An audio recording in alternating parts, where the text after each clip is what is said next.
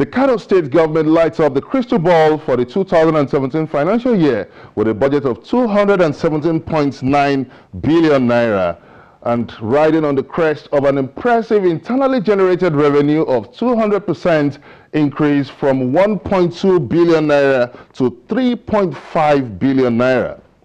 But how would the Governor Abdullahi Ganduje-led government address the high level of poverty, 300 billion naira inherited liability, a nightmarish $6.3 million tomato pest, and also the challenge of girl-child education, herdsmen crisis, and war still? Kano is home to the highest number of out-of-school children, rising from 1.2 million to 3.5 million. Most certainly, Governor Abdullahi Ganduje has his work cut out for the year. It's question time. Welcome to the program. I'm Benga Ashiru. You may also join in this conversation by sending us your comments on our social media platforms showing on your screen. Now let's take a closer look at Kano's 2017 budget called Budget of Self-Reliance for Sustainable Development, with a capital budget of 138.4 billion naira and a recurrent expenditure of 79.3 billion naira. How does Dr. Ganduje intend to finance this spending? And our mission to put things in the proper perspective, Channels TV crew was at the Kano government house and the state's capital. We met with the governor of Kano State, Dr. Abdullahi Ganduje. We began by taking him to task on the viability of expanding the state's tax dragnet and the economic implication for the states. I agree with you numerically that the IGR has increased double or even more than double, considering the reformation, considering the reorganization that undertook place in that organization. But the issue of how do we manage and how do we feel to collect more revenue while people are poor, I think that is a very subjective statement. Quite okay, Nigeria is a developing country, Kano is a highly populated place, so you get the rich, you get the poor.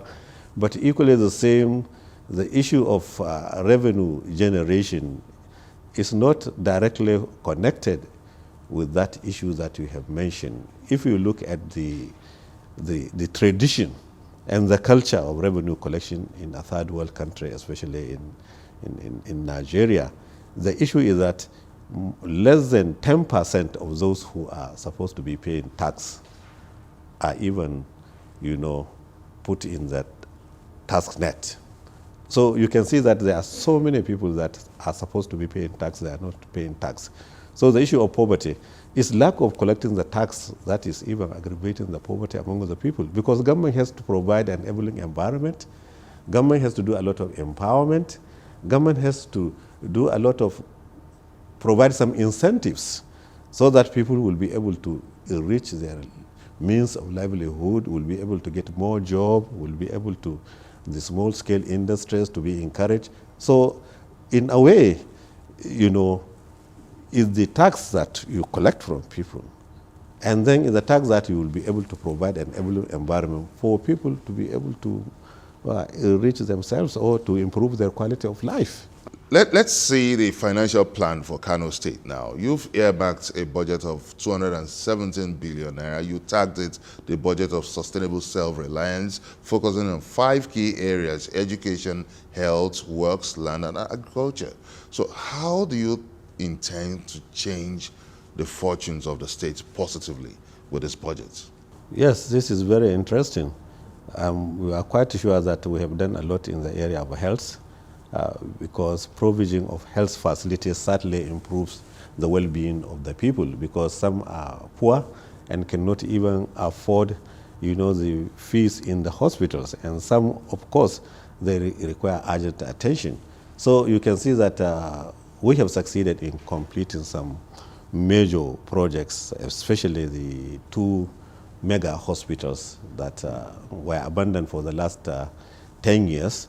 And also, if you look at provision of infrastructure facilities, we inherited a number of projects that were not completed, and it is our responsibility to complete those major projects.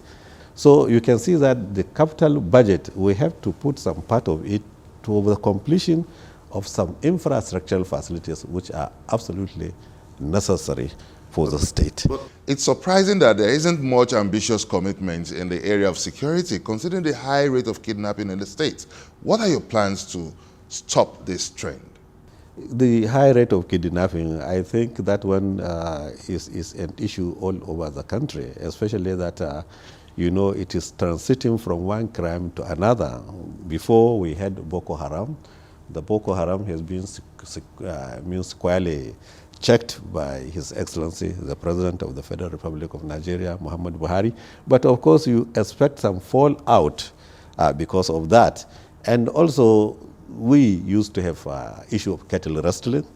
That one has been curtailed. We provided some, you know, amnesty to some of the cattle rustlers, and now we don't have that incidence again.